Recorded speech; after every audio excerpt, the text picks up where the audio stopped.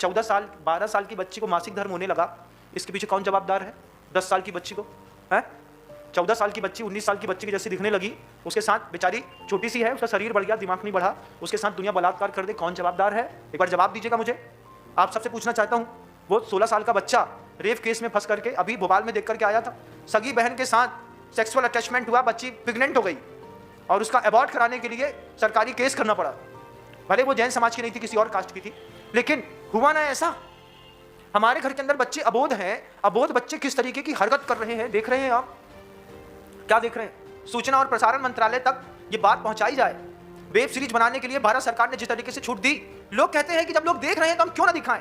इस तरीके की मानसिकता क्या भोजन की अशुद्धि के कारण हमारे देश में पैदा नहीं हुई?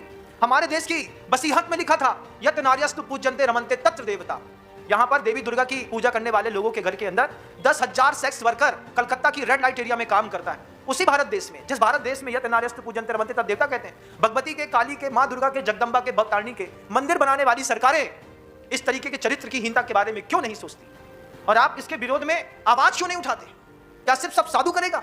हम ही बस बुरे बनेंगे, हम ही बस बोलेंगे, लोग हमसे बोलेंगे बिनम सागर को ज्यादा पड़ी है ना, क्योंकि हम भी जवाबदार हैं। अगर हम तुम्हारे घर की लगी आग नहीं बुझा पाए तो साधु भी जवाबदार है। आज 14 साल की बच्ची को आप अलग तरीके से यूज करके वेब सीरीज बनाई जा रही है, आप टीवी चैनल्स में दिखा रहे हैं, उसको शॉर्ट्स में दिखा रहे हैं। कॉन्वेंट स्कूल में लोगों ने इस बात को देश के अंदर इंप्लीमेंट किया कि 12वीं क्लास की बच्ची घुटने के ऊपर की फ्रॉक पहन करके स्कूल जाएगी और उसमें लेगी नहीं पहन सकते। इस तरीके की अश्लीलता का वातावरण इन कॉन्वेंट स्कूलों ने बनाया है।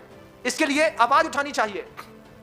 जब आप किसी बच्ची को 16, 12, 14 साल की बच्ची को गलत तरीके से देखते हैं, सीरीज में दिखाया जाता है, उसके लिए सीरियल बनाए जाते हैं, उसमें आप आवाज उठाइए।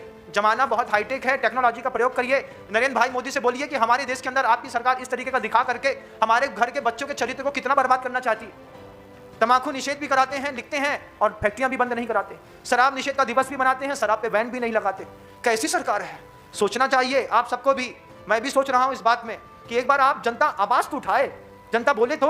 अरे 14 साल की बच्ची को तो छोड़ दिया होता सीरियल वालों ने, 14 साल की बच्ची पकड़ ली, 15-16 साल की बच्ची पकड़ ली, जिस छोटी सी उम्र में एडल्ट सर्टिफिकेट नहीं मिला है, उससे कम उम्र दिखने वाली बच्ची का एआई के माध्यम से, दुनिया चीजों के माध्यम से इतना वल्गर कंटेंट पूरे देश के अंदर सप्लाई किया जा सकता है, कर रहे हैं। इसकी सरकार क्या आंख बंद करके बैठी है? उसको कुछ नहीं दिखता। बेबी देखते होंगे, लेकिन घूसता हजारों करोड़ रुपए का पैसा मिलता होगा किसी ना किसी को, तब जाकर के पूरे दूर संचार मंत्रालय ने इस तरीके का वल्गर कंटेंट फैला करके पूरा देश बर्बाद कर दिया। हम कहते हैं सरकार उत्थान कर रही है। नरेंद्र भाई मोदी तक मेरा यह प्रवचन कोई पहुंचाने की कोशिश करिएगा। हाथ जोड़ करके कहूंगा, आप प्रधानमंत्री के पद पर बैठे थे, आपको पूरी 150 करोड़ लोगों ने अपना पिता माना था। आज आप महाशिव के रूप में पूरी दुनिया में जाने जाते हैं। क्या महाशिव अपने घर के बच्चों के चरित्र को बिगाड़ने के लिए सूचना और प्रसारण मंत्रालय को कंट्रोल